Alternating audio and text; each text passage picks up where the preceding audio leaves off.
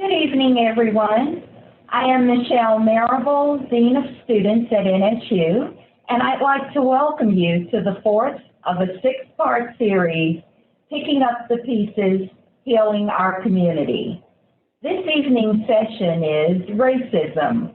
What is your story? Understanding the Harm. This session will be recorded. Introducing your moderator, Dr. Eric Clayville, Director of the Center for African American Public Policy here at NSU. Dr. Clayville? Thank you very much, Dean. And also all the attendees and our distinguished panel, welcome to Norfolk State University. And I thank the university for initiating this very important campus initiative of healing our community. Tonight, we will delve into a very important and serious discussion about racism. What is your story and understanding the harm?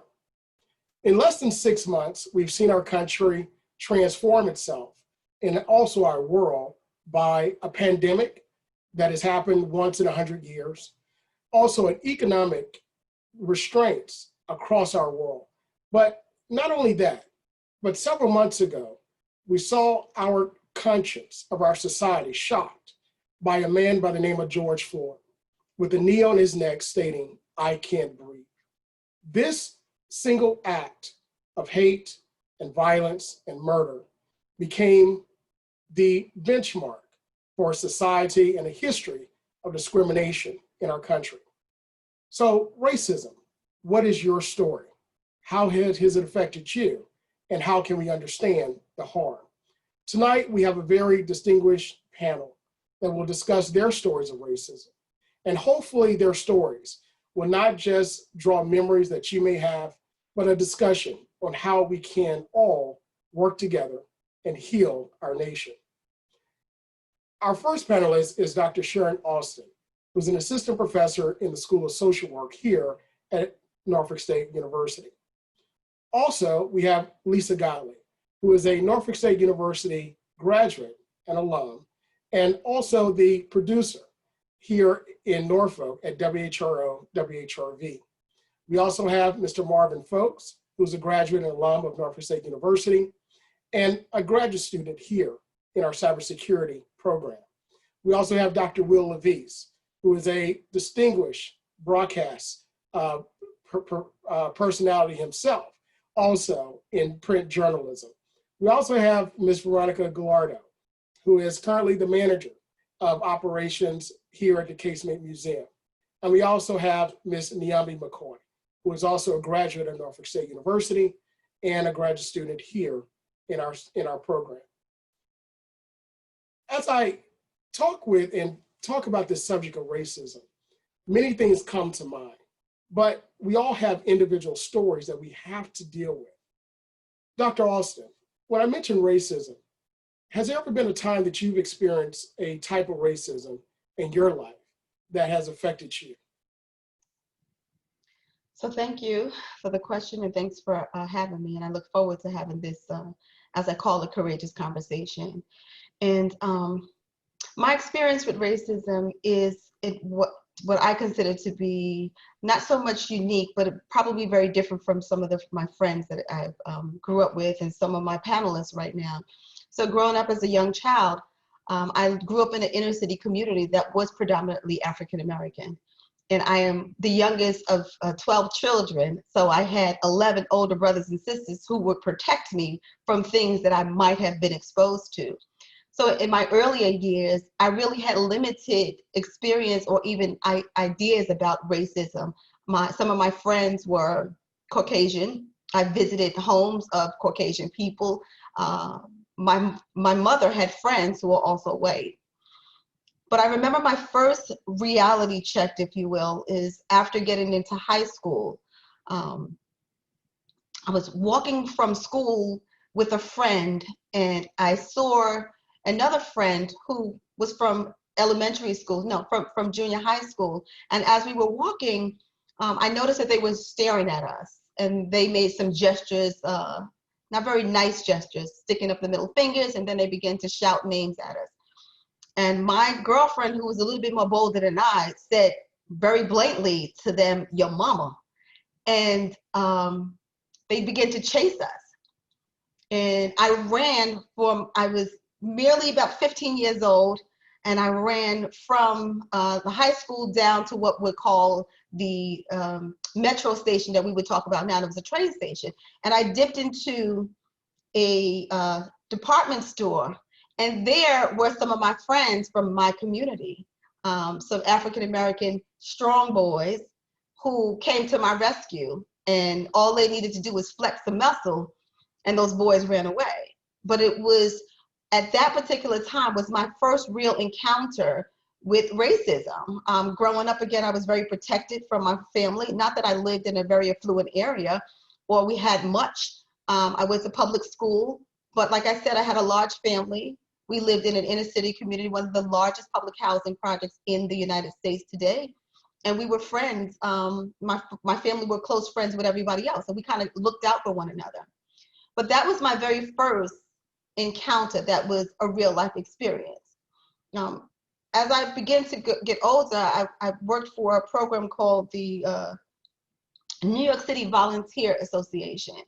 And these were inner city youth who went and was learning skills and trades from the city. And we would work in these odd jobs for maybe $75 a week, but at the time that was like a lot of money for me.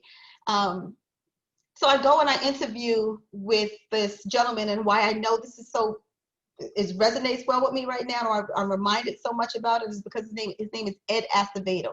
This is like 30, 40 years, and I still know this man's name. I was called into this office to discuss about what did I want to do with my career. What would I wanted to do when I completed the program? We were offered free courses at this community college in New York City, and this was my interview to do that. And I said to him that I wanted to be a child psychiatrist.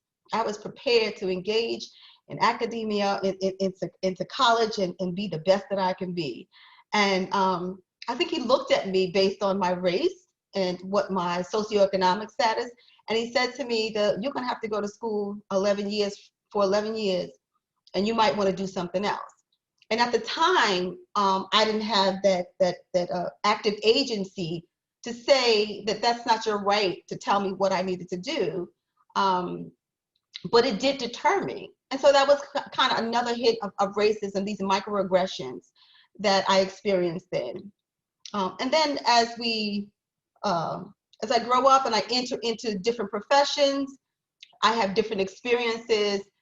There's an expectation of who I should be or how I should behave because of the color of my skin. And I became more aware of that.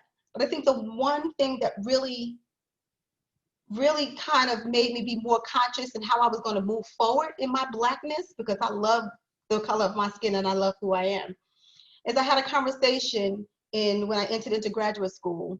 And the conversation went like this, that the isms will always be here. Racism, discrimination, ageism, sexism will always be here. Do we fight to eradicate them, or do we learn to navigate in the presence of it?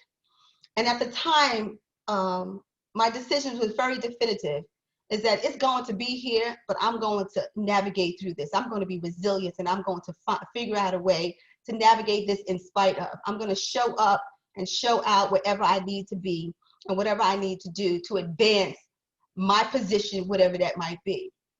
And from that day, that is what I kind of rely on and how I move forward in spaces, is that I'm not going to stop what this racism is going to do. I can't stop it, right? I'm not going to allow that to stop me, but I'm going to navigate. And then as a Black woman, I feel it is my obligation and responsibility to lift as I climb. So while I am moving in this space and in these circles and I'm achieving, that is my responsibility to look back and to reach back for those who are less fortunate than I am, that those who may not have the power or the voice to speak up, to help them along the way. So I know we have an hour show, and I want to make sure that I at least reserve some time for the other panelists, but I'm happy to be here, and I'm passionate about this conversation. And if time permits, I would like to share, I'd be open to talk about some other things and ways in which that we need to work as a community, as a people, to heal our community for ourselves. There's no urgency. We can't wait for somebody else to say it's about time for us to take care of us. We have to be the individual to begin that fight and to stay in that fight. Dr. Alston, you very powerful story, and it just shows the power of racism on the negative side, whereas you remember these stories even as a child and how they affect you. However, I heard from your stories, and I think all of our attendees and panelists, you utilize those incidents to galvanize strength. Absolutely.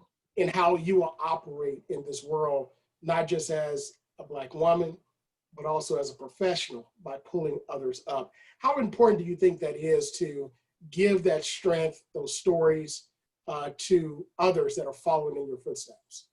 I think it is invaluable. And I think what happens is sometimes we are reserved because we don't want to share too much or share our experience. But I think it's essentially it's important. So my profession is social work, and we have this concept called self-disclosure, and we decide when we should disclose information. My position is that whenever it is going to help and elevate someone else, that it's my obligation and responsibility to share that. And I don't have to do that publicly. I can do it as I walk to the store with a young person who is having a challenging time. I can send an email. I leave my door open for my students and to my friends and family to ask questions about my experience, because I didn't get here by osmosis. I didn't wake up one day and become and have the highest level of education that one could attain, right? I didn't just wake up and do that. There was a process, and I'm prepared to help others who want to get to this place through that process as well. And again, it's my obligation. The one other thing that I'll share is when I first entered into college, I went to a community college. And anybody who knows me, I'm the youngest of 12. I have the highest level of education in my entire family. My family still asks me, how did you get this? But I went to a community college, and it was a struggle for me to try to navigate that. And there was this woman who lived on my block, and she worked in registration. And she called me in her office, and she helped me register, right? That little act of kindness was instrumental in me staying in college and continuing to move forward. And for that, I pay it forward. It was those little acts of kindness, nothing large, nothing grand that she did for me. It was that small thing that says, Sharon, let me help you out. And for that, I was able to continue and to matriculate through that community college all the way to Howard University, where I maintained a 4.0 GPA and graduated with a PhD, right? And so that's why I feel like I don't even have a right not to give back to my brothers and sisters. Who am I to hold on to all of that goodness that somebody would so freely give it to me? I don't have it like that. So, yeah. Thank you so much. Freely I receive, therefore freely I give. For those of you who are watching this very important campus initiative, Healing Our Community, Racism, What is Your Story, and Understanding the Harm, you too can participate. There is a poll that you will see that will be generated for you. Please participate, answer the questions in the poll. And if you have any questions, you can also add those questions as well. Again, thank you so much, Dr. Alston. Another thing that we see a lot is just not racism growing up as children or experiencing it with friends, but we also experience racism in our profession. Dr. Will Levis, what were some of your experiences as being an African-American male in journalism, and not just in journalism, but being a distinguished and award-winning journalist as well? Well, thank you, Eric, and appreciate this opportunity to share. When you asked me about that earlier, I actually thought about what happened prior to how I ended up becoming a journalist. And I think the backstory is really, as I thought about it, was really impactful to me. And so my story about racism actually is about busing. And, I became a casualty and also a victory of court-ordered busing to desegregate the public schools. So I grew up in Brownsville section of Brooklyn, New York City, which simply put was then and still is the hood. I was among the children who were bussed out of our neighborhood as a result of the famous Ocean Hill-Brownsville teacher strike. That was in 1968, where parents like my mother and father tried to gain control of their neighborhood schools to improve their children's education. And in elementary school in the 1970s, I realized we Black and brown kids were not wanted at the white neighborhood schools at all. The adults who ran the schools immediately otherized us by calling us bus kids. I can recall asking, why can't we just go to school in our own neighborhoods with all of our own friends? And the answer was never clear, just like it doesn't seem to be ever clear today either. The answer was always something like, well, damned if I know. So of course, in school, elementary school, we were called nigger. There were plenty of fights, but there were also good times. I mean, we learned the 3 R's. We learned the Pledge of Allegiance, but not much about our American history. We also learned about different cultures, particularly through songs. And I remember vividly a song that we were taught: jump down, turn around, pick a bale of cotton. Jump down, turn around, pick a bale a day.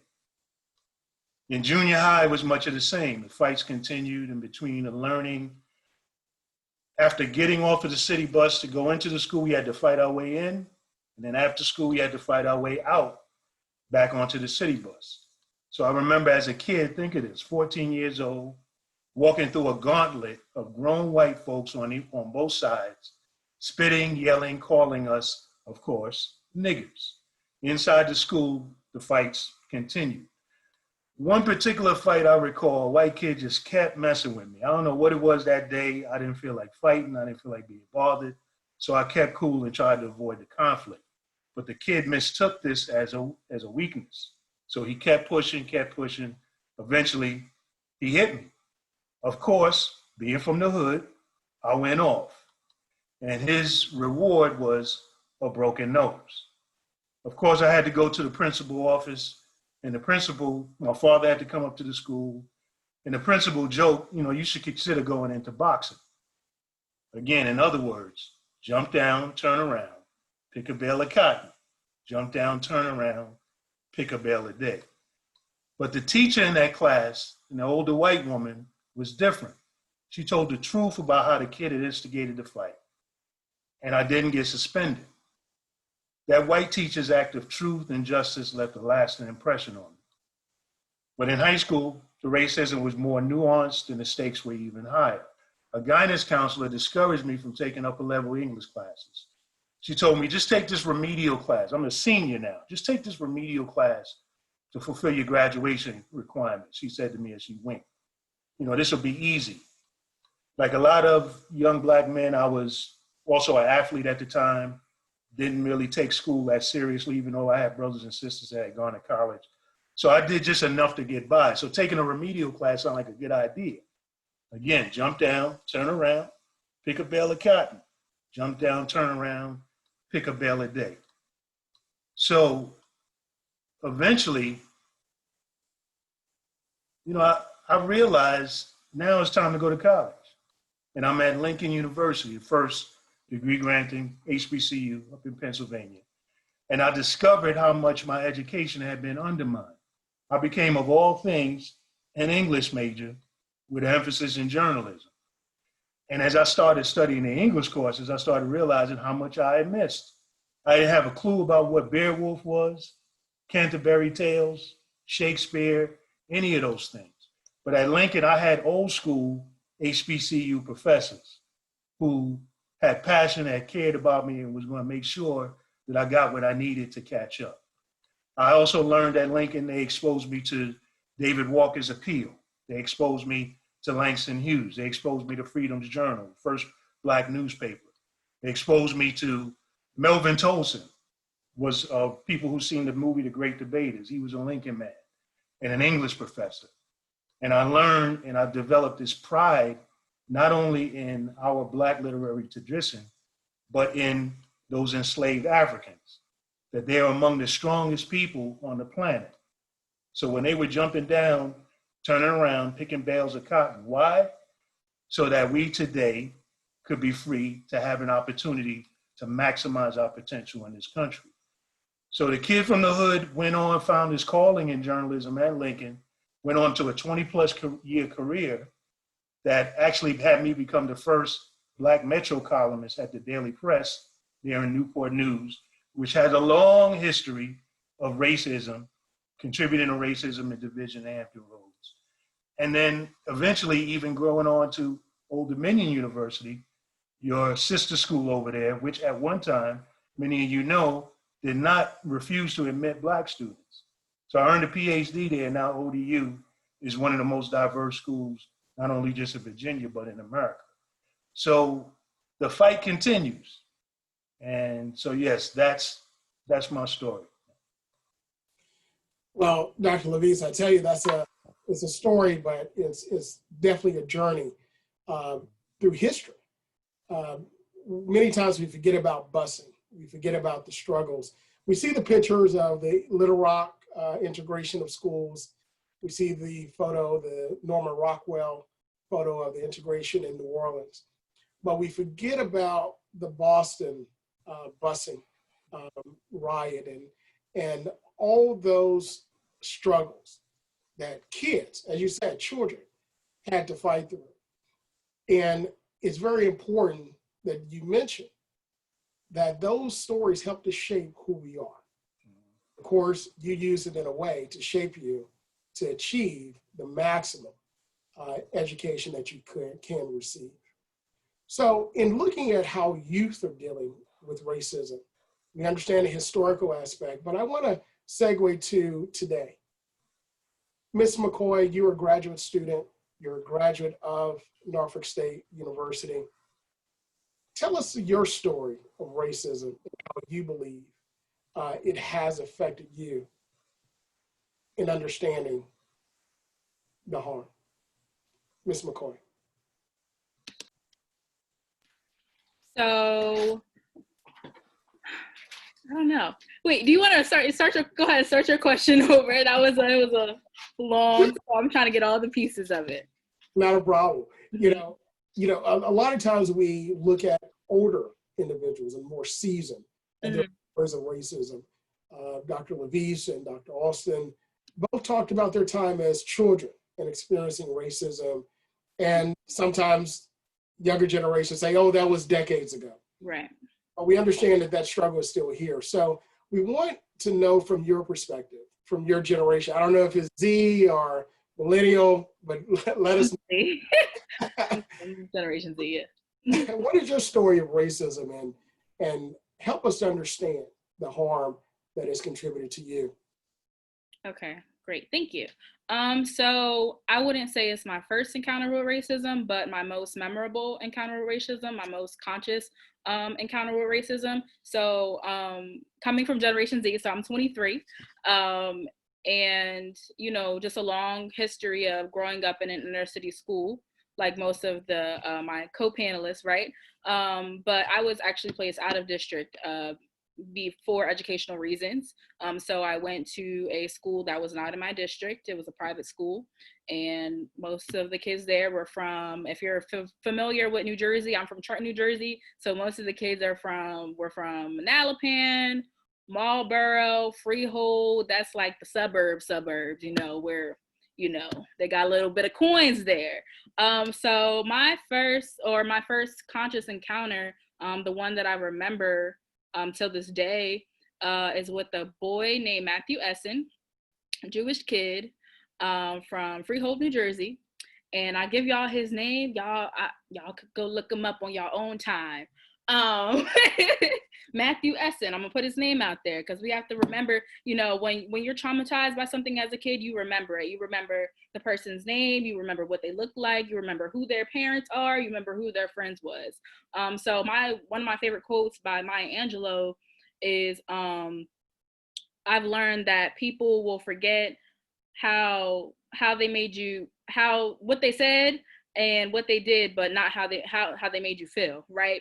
So being older now and going through the situation, which I'll get into, that quote definitely holds a lot of weight with this encounter of racism. So as we all know, in about like 5th, 6th grade, you go over Darwinism, right?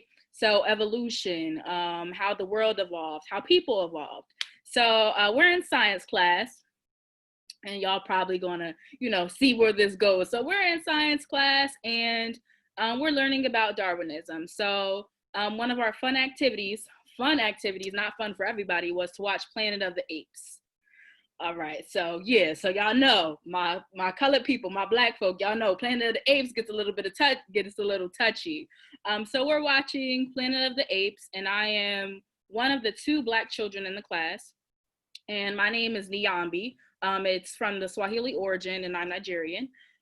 So Matthew Essen decides there's a scene in the movie, and there's an African tribe, and the African tribe is they weren't really hunting the apes. They were kind of coexisting with the apes, right? In one habitat, right? Because you're in Africa, and it was like a jungle scene. So Matthew Essen decides to say, hey, look, Nyambi, there's your tribe, in the middle of the movie in front of the whole entire class. Right. So me being the one of 2 Black children in the classroom, and having one white teacher and one Black teacher who was also Nigerian. Her name was Miss Akuchi. So I flipped out, right? Because I know, I grew up in an African American household, and I just know when things aren't right, especially if it's being talked about my name. My name is Swahili, and it means melody, so my name has meaning, right? And when he said that to me, it's like, when you just black out, that was a blackout moment for me. So on that day, what I experienced was that encounter with Matthew Essen was individual racism, right? So that's somebody's direct action towards me of being racist. But then it continued through the day, right? Because I had retaliated towards Matthew, and Matthew was a little short, little Jewish dude. So I don't know why he would mess with me, this big Black girl from Trenton. I was the tallest in my class, 5'7", same height I was in 6th grade now. So after that, the white teacher, her name was Miss Wolf, she detained me for about 20 to 30 minutes until the Highland Park police was called, and I was arrested. And then I was taken into the system, right? So I experienced 1, individual racism, 2, institutional racism, right? Because now my school isn't taking the proper steps to handling both situations. So it's okay, he offended me because of his words, I retaliated, but still I'm the one who got the police called on me. Right. So next step further. So now that I'm being detained and with the law enforcement, with Highland Park Police, it then comes an issue of, okay, well, you threatened him, so what's going to be your consequences, right? So 6th grader, Highland Park Middle School, and they charged me with, I don't even remember what the charge was, but they charged me as a juvenile, and I was on 6 months probation for that. So I experienced 3 types of racism that day: individual, institutional, and systematic, right? So now there was this, I had to remain out of trouble for 6 months until I could get my record expunged or clean, right? So going back now, I had to go back to school. So I was the one that was removed from the classroom and not Matthew. But God works in mysterious ways. I'm Baptist Christian, right? So, Matthew Essen is now, and it's funny how this works, right? Because that encounter happened in middle school, and I'm now a graduate student at Norfolk State University. But that encounter happened all the way in New Jersey, right? So let me tell you how good God is. So so Matthew Essen is now actually in the same state as me. Well, I'm in Jersey currently, but he's now in the same state, in Virginia, but he is actually behind bars for sex trafficking. So, everything works out in mysterious ways, and, justice served itself. So that's a story that, I like to hold on to, especially Lift As We Climb. I love that. Colored Women's Association. And that's a story that I have to share because, being a Black woman, you have these intersectional identities which, you know, you live by every day. And for me, that was one that I felt was definitely most memorable for me. And especially because I was only in 6th grade, I didn't know I didn't know what to do. Like, how am I supposed to react? So being a Generation Z, and that happening to me, that's actually why I chose the path of what I'm doing today. So I got my Bachelor of Arts in Sociology. So I study social justice and criminal justice, and look at, you know, different racial ideologies and how the system works, and, you know, just trying to combat racism every day. So, yeah. Well, you know, your story is so compelling for many reasons, but it's compelling for one aspect because we're not talking 1960. We're not talking 1950. We're not talking 1970 or 1980 or even 1990, close around the Central Park 5 era. But we're talking in the 2000s where this actually took place. Mm-hmm. It could have ruined your life, but you used it in a positive way. And I'll call you future Dr. McCoy, if you don't mind, because, you know, we see your strength and we see your purpose, that you're on a purpose-driven and purpose-focused life.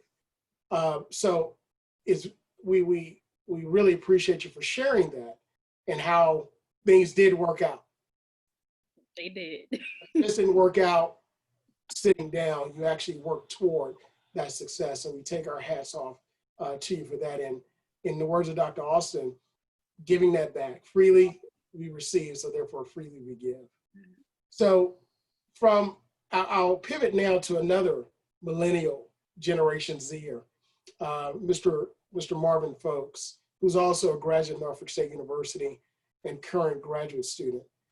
As an African-American male who's educated and working your way up the highest ranks of education, what is your story? What have you faced in your journey for excellence?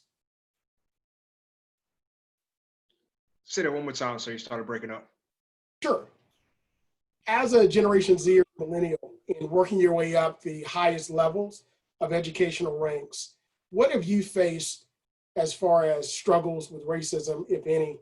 And what has been the harm, and how do you turn that racism into positivity? Yes, well, my most memorable experience with racism would be more so racial profiling. So I say back in, I think it was like 2010, and I'm a non-traditional student, so I was 22 at that time. I'm 32 now. But I was just getting off work. It was a summer day. It was real hot outside, and I just felt like, you know, just taking a walk. So I'm walking to a fast food restaurant not far from where I live at, and I noticed this car is kind of like driving slow, riding next to me. It was an unmarked car. So I'm trying not to pay it no attention. You know, I'm like, okay, try not to freak out or try to like turn the corner or anything like that. So I said, I'm gonna keep going to the store. It's a fast food restaurant.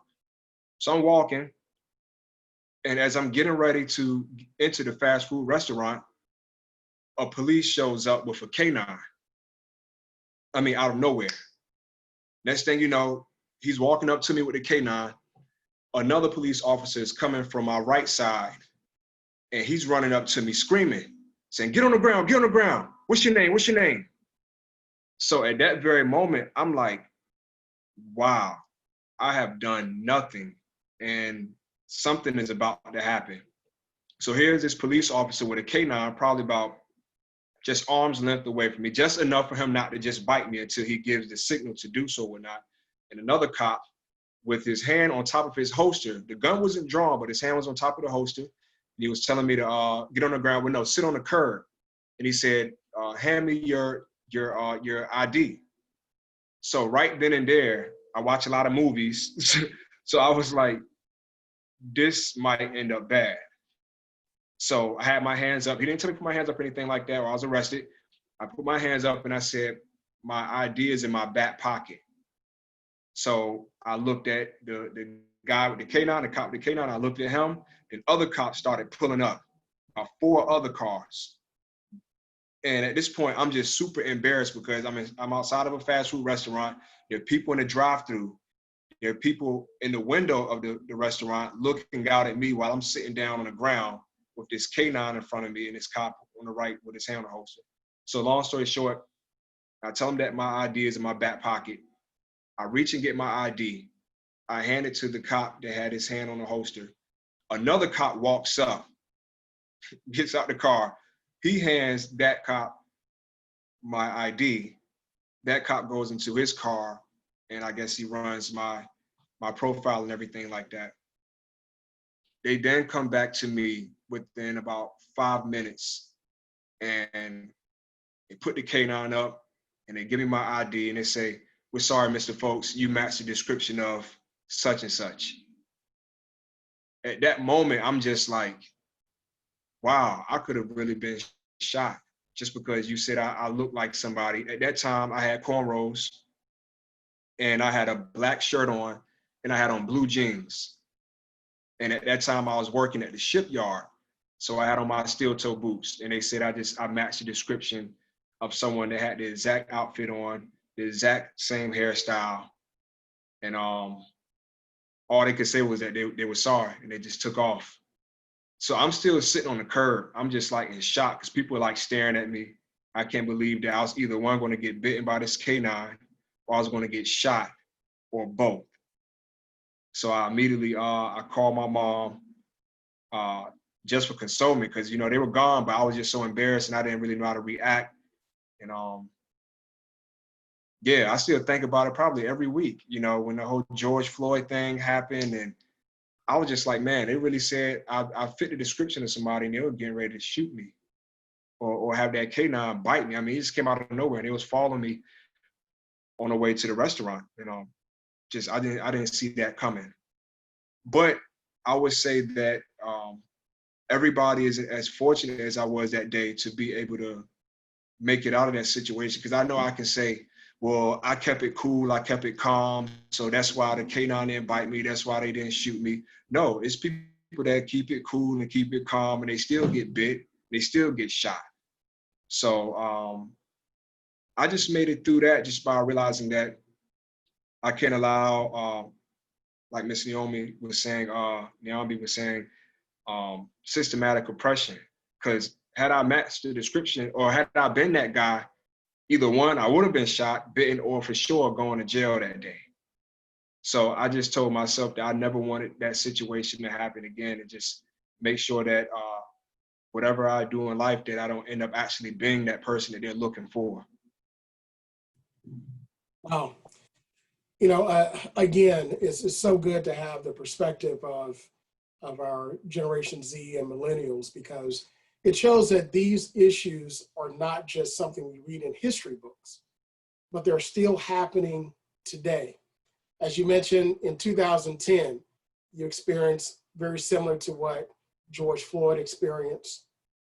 You experienced what Ahmaud Arbery experienced, Breonna Taylor, Trayvon Martin, and others, and Philando Castile, and so many others that were pulled over by police or accosted by individuals with some type of authority, and it could have ended differently. But you use it for positivity. It still resonates with you to this day. As you say that you still think about it just about every week. And with thinking about something as traumatic as that, how has it affected your life outside of school, outside of your career? Outside of my career, just honestly, just always looking around when I'm driving, always look, and not just driving, because that day I was walking. That's what really blew my mind. I'm like, I wasn't even driving and you pulled me over, I was walking. And I noticed the car, but I was like, maybe he's just driving slow. It was an unmarked car.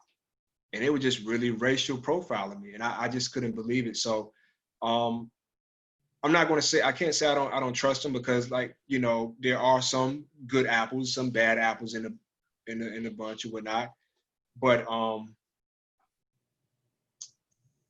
I just watch my surroundings, and I just try to make sure I'm not the person that they're actually looking for. Thank you so much for sharing, Mr. Folks, your story. Yes. It's the story of so many African-American males. And we forget about the young females as well. And goodness, that narrative is starting to come to the top to give awareness to what's going on.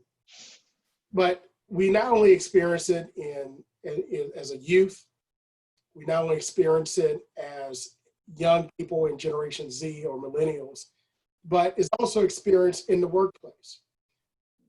Ms. Lisa Godley, you are an award-winning journalist. You're an alum of NSU, graduate, and also alum of one of the most prestigious graduate schools for journalism in our country. But still, racism creeps its head into our profession, even though you've achieved all those monumental milestones that anyone in your profession would be glad to receive. What is your story, and help us to understand how it's affected you? Well, Eric, there are so many. I'm going to try to grab like one or two of the smaller ones. I remember I had just left my beloved Norfolk State University and headed up to Northwestern, and I was assigned a story to interview a lady in Winnetka who was having some problems with her community. They were trying to get something done, and I had spoken to her several times on the phone. I told her my name, and she was so excited about me coming out and doing an interview. And I rented a car, drove out to Winnetka, went up to her doorbell, knocked on the door, and the first thing she said to me is, "Who are you and what do you want?" And I said, I said her name. I can't even remember what it was right now. And I said, "Well, you invited me here. I'm Lisa Godley. I'm from the Medill School of Journalism. I'm here to interview you." And she got really quiet on the other end of she never opened the door, but she was really, really quiet. And I guess it came back to her that, yeah, I had this conversation, but I was not expecting her to look like that, through the keyhole. So she finally said, she cracked the door and she said, "Just a minute." And then she closed it again. And I don't know if she had gone somewhere to get herself together or what, but she finally came back to the door. I was about to leave because I had been standing on her front porch for so long, and people were kind of looking like, why is she out here in our neighborhood? And she finally let me in, but I could tell she was so incredibly uncomfortable. And this is the same woman who had just had these, we had talked several times on the phone, and she had just been so open, and we had had these great conversations. But the second she found out that I wasn't who she thought I was in terms of my race, I could tell she was just frozen. And there have been just times that I've wondered how much my race has played in what I've had to do for my job. I remember being 7 months pregnant and having to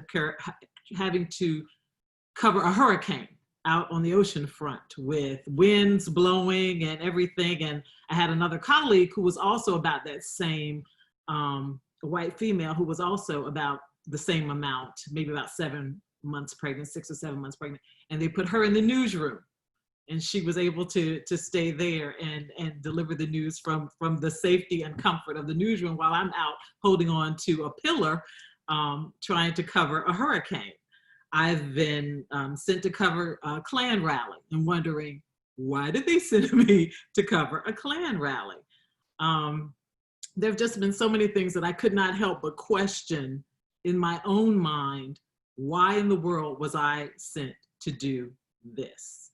I've pulled up in rural parts of different communities because I've worked in Tennessee and Kentucky, and the Confederate flags just flying. And the first thing, every time this happens, when I'm set up to interview someone and I head to their home and I see this Confederate flag flying, the first thing they say to me before they even introduce themselves is, "This symbolizes heritage, not hate." And I'm sitting in the news car and I'm saying to myself, I didn't ask you, in my own mind, I didn't ask you why you feel like you need to explain to me why you're flying a Confederate flag over your home. But there have just been so many different instances that I've encountered while I was out on stories, and it's been quite interesting. I believe that is what has shaped me and made me so passionate about Another View. when we discuss today's issues from an African-American perspective. So passionate about our race, let's talk about it conversations, because I understand that people need to talk. There are a lot of people that don't understand things, and they need an outlet. They need to get an understanding, a better understanding. And I'm just happy to be in a position where I can help people that I think who may think they're woke, but they're not woke, and I can kind of help guide them a little bit in terms of finding their way. So that's my story. Well, Lisa, I'm going to take a personal privilege here because you and I have worked together along with Barbara on Another View with Barbara Ham Lee, and that show is very, very important, especially to this area where we do talk about these very difficult stories and issues that are happening in our country, but not just in general, but from an African American perspective. Can you tell our audience one of our most memorable shows or race town halls, something that we all just said, I couldn't believe that just happened? Wow. Eric, there have been so many. Well, you know, it's always amazing to me when people, and it always gives me a good feeling when people come up to me, people who don't look like me, and talk about how they've been enlightened by these conversations.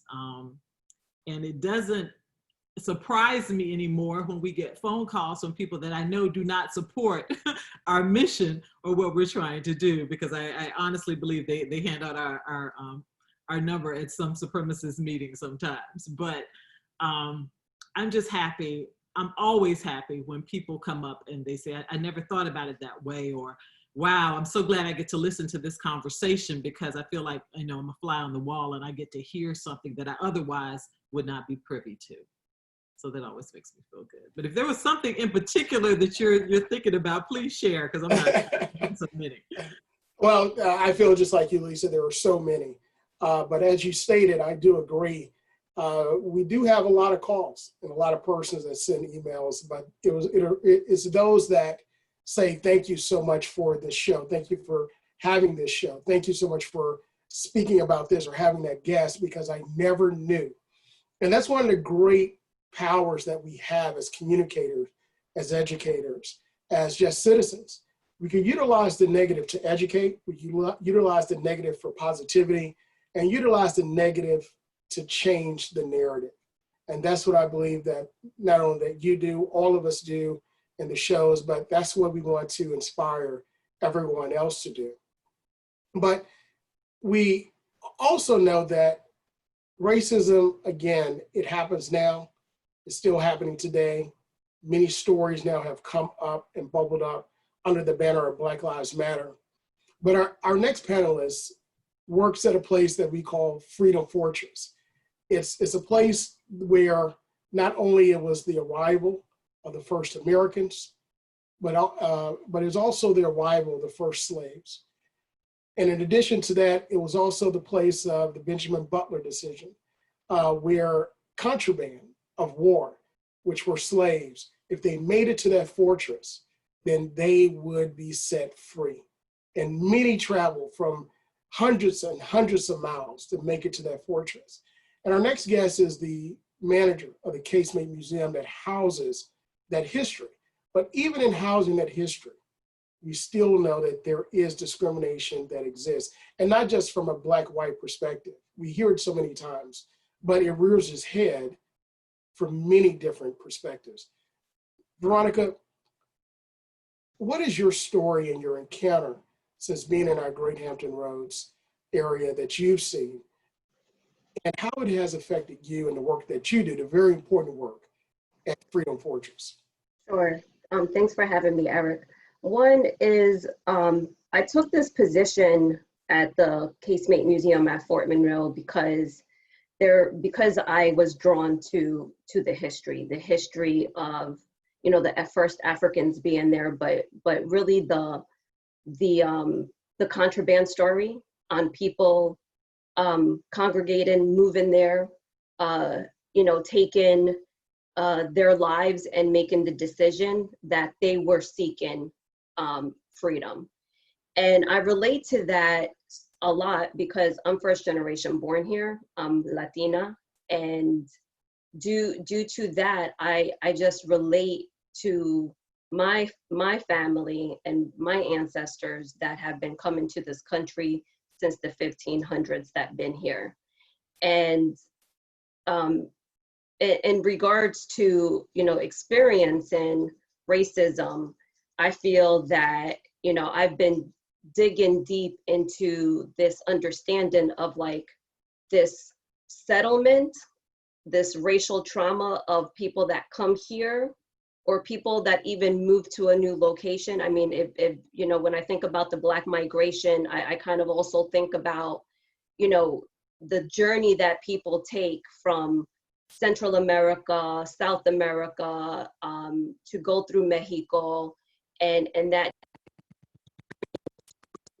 to learn a new language, and that's you know, kind of, I'm first generation born here, so I have that post settlement, that, you know, after fact. And you know, I've experienced racism from you know, very early. I remember very early as a child when I spoke Spanish first here. I was born here, but I spoke Spanish in my household, and my culture, and embracing that. And someone saying, why, you know, like, don't speak Spanish, speak English, or people correcting me how I pronounce certain words. And it wasn't the way that it was said. You knew that it wasn't meant to be nice. And so, you know, thinking about that experience, and, you know, I'm reflecting of that trauma that has caused me or my family to make the decision to say, sweetheart, daughters, we need to assimilate, right? What does that assimilating mean? That means that I'm not gonna go by Veronica Gallardo. I'm not gonna use my full name like that. So it's Veronica Gallardo. You know, they didn't want to put, they didn't want to use my mother's maiden name because that's usually Latin people use these certain names. And, you know, to make sure to not show that much of my culture. And so that's been really, really interesting, and how I've had to code switch. And I think we all know this, right? We all been through this. But what's and I, you know, I shared this before, this most recent story of a few years ago, where, you know, I feel like I'm always prepared for having a conversation or someone saying something to me inappropriate on the street, right? Or at, you know, at a grocery store, at a bar, at a movie theater, wherever, out there. But someone said something to me in my profession. You know, I'm a museum professional, I'm a public historian, and the reason why I'm doing public history is because I feel that the narrative needs to change, and it needs to be inclusive to all people, and that's my call. So, but what was said is, you know, one day someone said something like, "You have wild hair," and I'm like, okay, and, you know, I kind of felt that was inappropriate, right? And you know, he said, well, you know, I thought people like you were more thick-skinned. And so, you know, automatically I'm like, okay, I'm from Brooklyn, New York. So do you mean because I'm a New Yorker? And he's like, no, you Latin people. And I'm like, what do you mean? He's like, you know, you Latin people, your skin, you are stronger than this white girl, this white person here.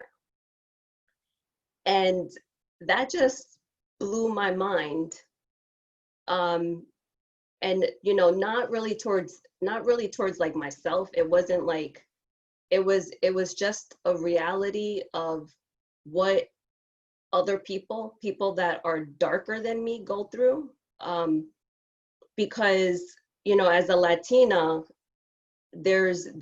I can move in different areas because, you know, I'm not Puerto Rican, I'm not Dominican, I'm not the you know, what people think, or Mexican, you know, I'm from South America.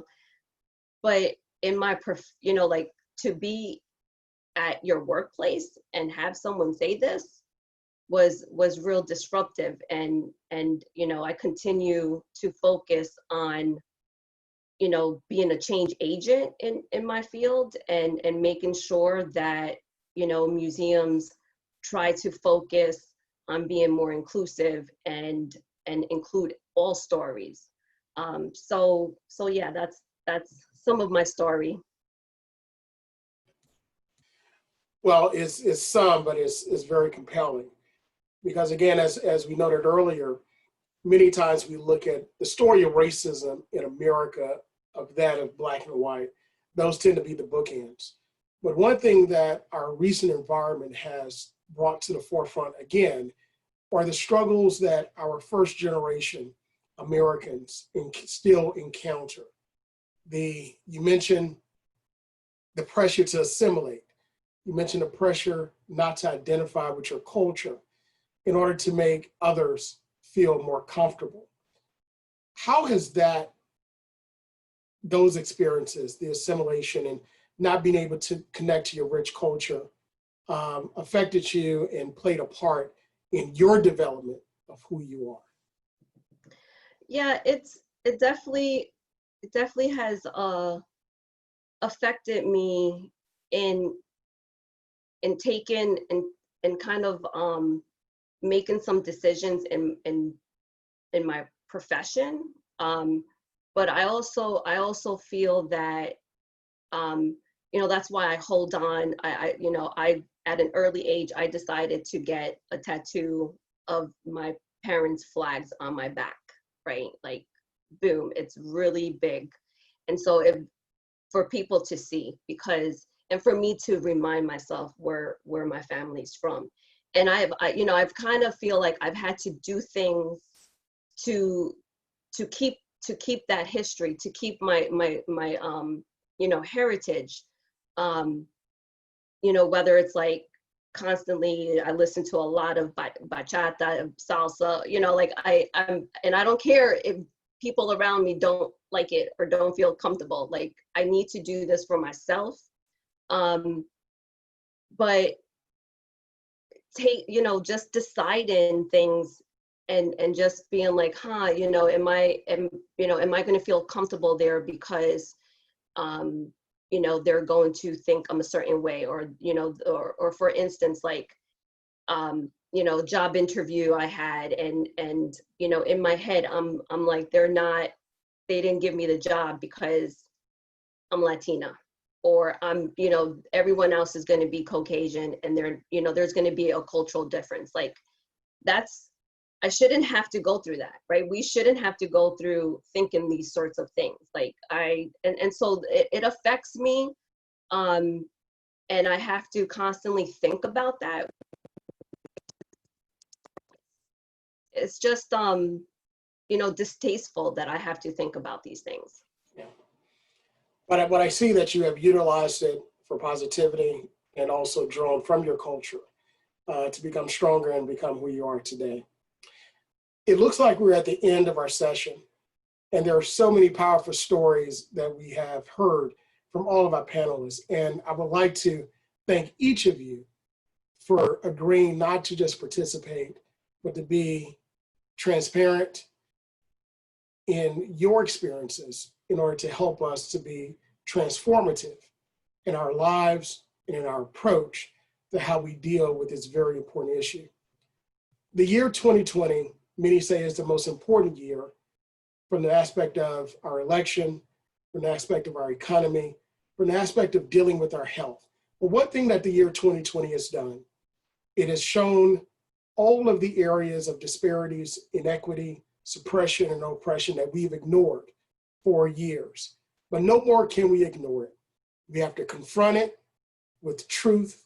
We have to confront it with dignity. We have to confront it with honor, because this is our truth. This is the time of truth, and we must stand and fight for the truth. Again, from Norfolk State University, on behalf of the Campus Initiative, Healing Our Community, thank you so much for joining us. Thank you. Thank you for being with us. We want to thank our panelists. We want to thank Dr. Clavel for being kind enough to moderate this event for us.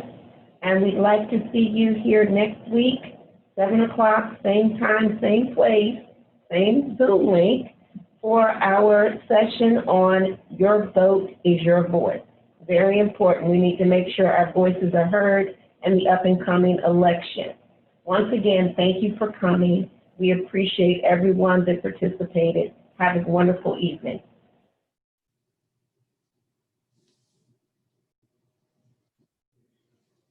Well, again, everyone, say thank you so much for being here. I mean, really touched so much. I know all of you, but I was really touched even more so with you sharing so much of yourself and your experience. So I'm really, really, really, you made me feel special. Also, Dr. Clavel, if you didn't know, was featured in an article in the Virginia Pilot, and I actually dropped the link into the chat so that all of the attendees as well as the panelists can see that. It was very interesting. It was concerning the income gap here in the state of Virginia. Oh, great. Excellent. But again, so thank you so much, Ms. Alexander, for you organizing this. She's the wheels behind the wheel in the middle of the wheel is going. And I also thank Dean Marable for her efforts as well in this. This email string that we have, feel free, reach out to each other, network, draw strength from each other. That's how we build a bigger and brighter community. So again, thank you so much. Ms. Alexander, is there anything else? That's it. Thank you. Wonderful. Anyone else? You have any? Oh, thank you all. Enjoyed it. Thank you, everyone, for Blessings sharing. to everyone. Yeah, thank you all, and thanks for this platform. Mhm. Wonderful. We'll see you next time. Okay. Bye. Bye-bye.